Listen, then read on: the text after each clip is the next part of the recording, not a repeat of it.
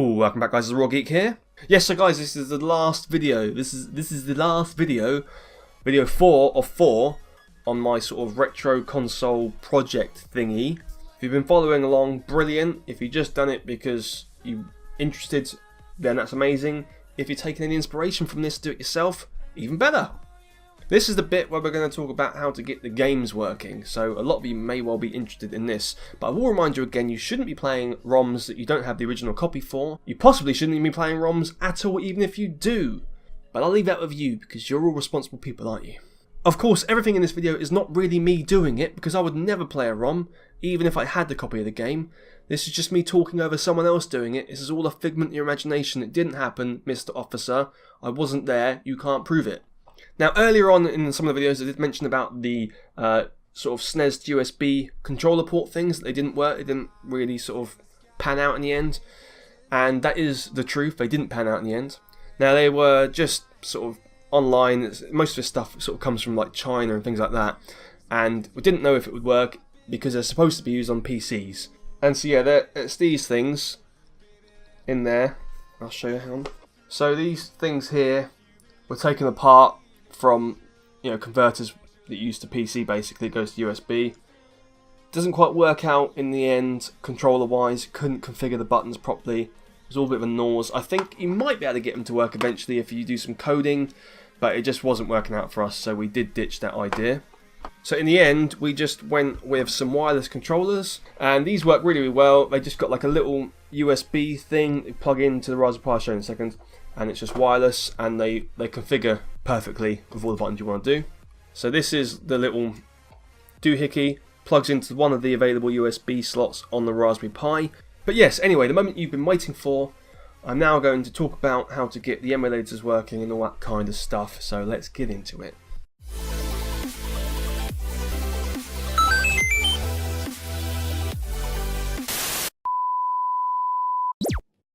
Right guys, you'll need a few different things here. First of all, you'll need a little micro SD card, and that's actually to install the RetroPie or like operating system to, and it will plug in to your Raspberry Pi.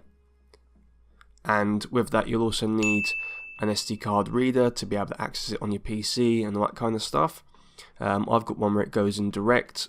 You may have one where it's got bigger ports, and if so, you'd need the SD card adapter.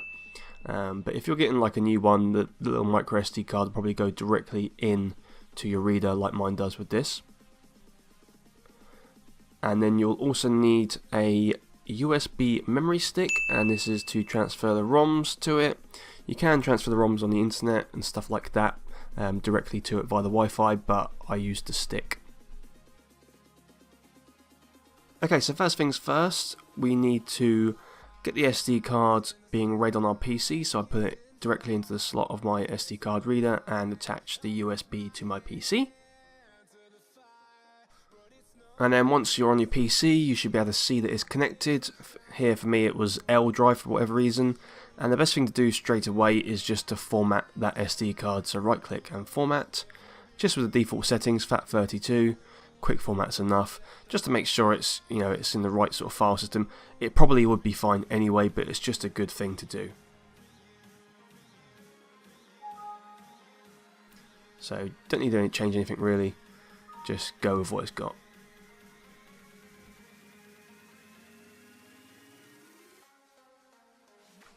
And then we want to go to Google, and you need to get hold of Win32 Disk Imager, and this is how you will install the image of the RetroPie operating system to that SD card. So go ahead and download that and have it nice and installed and ready.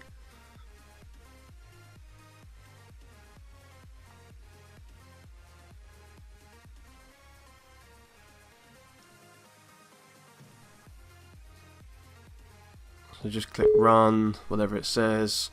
It's all good, it doesn't have any viruses. Well, mine didn't, so you might want to check yours. Just accept that, install, blah blah blah blah. I want a desktop shortcut because it'll be easier, but it's up to you. And I'm going to go ahead and launch it and just keep it in the background for now. Next we need to go to Google again and type in RetroPie and go to the RetroPie website. This is where we will download the actual image of the operating system to put onto the Raspberry Pi board. Here's the website. And then go download or click get RetroPie, whichever one you want. You can donate to them if you like. And we need the version for Raspberry Pi 2/3 because I've got the newest Raspberry Pi board at the time of making this video anyway. Save that somewhere useful. It's quite hefty, it's like 600 megs, so it takes a bit of time, but once it's loaded, you'll need obviously software to be able to open up this type of file, which is like a WinRAR type file. And then extract that somewhere. If you don't have WinRAR, you'll need to get WinRAR or something like it that will open this. And that will extract. And then we go back to our Win32 disk imager, select that image that we just downloaded and extracted. Choose the device you want it to go to. Mine was L. Make sure you choose the right device for what your SD card reader is plugged into. Leave everything else as it is basically, and then click right, and then click yes. And that takes a bit of time. So let's fast forward to the future. There. Right, successful. And then if you go to that device now, you'll now see it's populated with loads of files. So that is on the SD card, and that's what needs to go into your Raspberry Pi board. And it goes on the back. It's face up with the arrow pointing inwards. You slot it in there, it goes in here. That's the base of the board. Once that's in there, give it a switch-a-roo, give it some life, and it will blink about a bit and start to install that to your Raspberry Pi board. And there we go, you'll be greeted by this screen once it's all done. And on mine it says 2 gamepads because I've got 2 gamepads detected. And to configure them, you would hold down a button on your controller, and then you press all the corresponding up and down and A's and B's and all that kind of stuff. I'm sure you can work this bit out. If it's left thumb, you press the left thumb. If it's left analog up, you press left analog up. And you do as many as your controller can do. And I didn't have a separate hotkey, so I would just press and hold anything, and it would just become select as default. So the hotkey will now just always be select for me, and that's fine. Right, now what you want to do if you want anything to play is you need to plug in your USB stick to your PC, wait for it to load up, right click, and also quickly format that as well. With the default settings is fine. You probably don't need to format it like I said before, but it's just a good thing to do. And what you need to do is you need to go into it and create a new folder. Now this folder has to be called RetroPie, and you just leave it empty. You take the USB stick out of your PC and plug it into the Raspberry Pi in an available USB slot while it's on, and then wait a few seconds. Eventually the USB stick should start to flash, and you can see it's now flashing, and you have to wait until that flashing actually stops. It takes a bit of time, but once it stops, it's now ready to put back into your PC to actually load ROMs onto. So once it stops, take it out, put it back to your PC. If you get this message, ignore it, just click continue without scanning, and then open it up.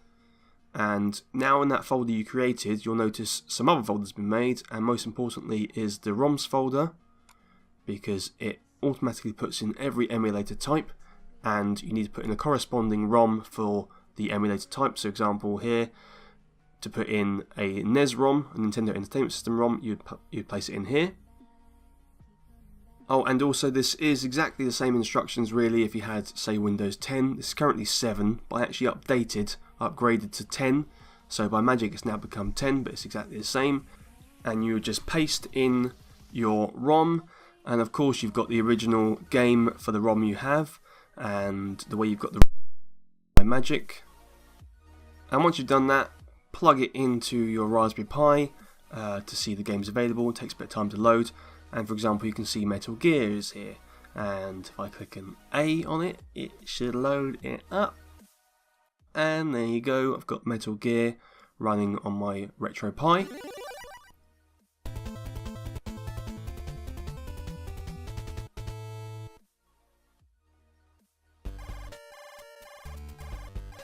And whilst that's running, I'll just quickly tell you about how saving works. Of course, you haven't got a memory card like you would on a normal console.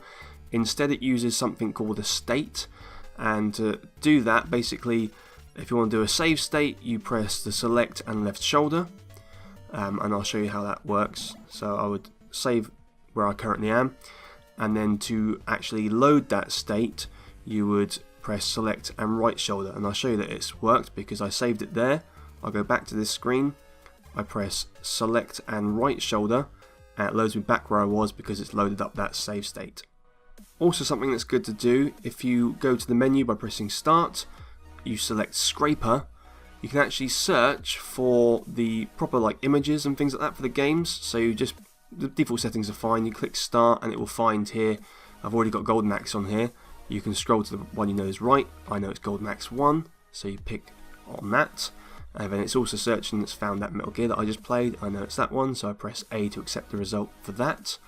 And it's much better because when you go back into your emulators, for example, if I go into the Nintendo Entertainment System, you can now see Metal Gear is there, it's got a picture, it's got the scrolling text. And if I scroll along to my Mega Drive emulator, it's got Golden Axe there, it's got the picture and the text, and it's just a lot better. So once you've got loads of the ROMs from your legitimate copies of your games, and you've put them onto your Raspberry Pi, press scraper and you'll get all the pictures and stuff and just go through them as best you can. But here you go, this is loading, this is Golden Axe, and it does actually work with 2 players. So if you've got your mate with another controller, you can both play the game, and he's going to be a little dwarf. And here you go, you've got Golden Axe playing on whatever TV you want, and it's all good to go. Woohoo!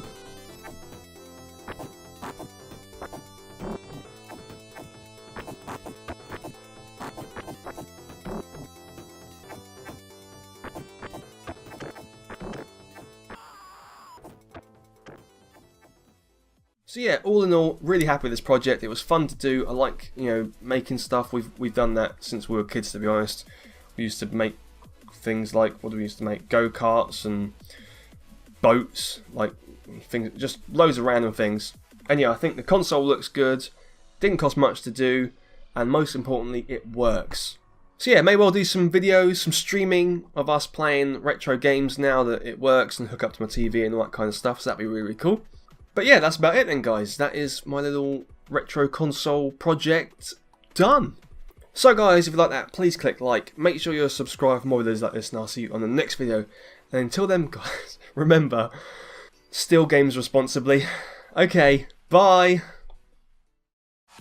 Guys, if you're still here, you're awesome. But as you are still here, why not check out some of my other videos?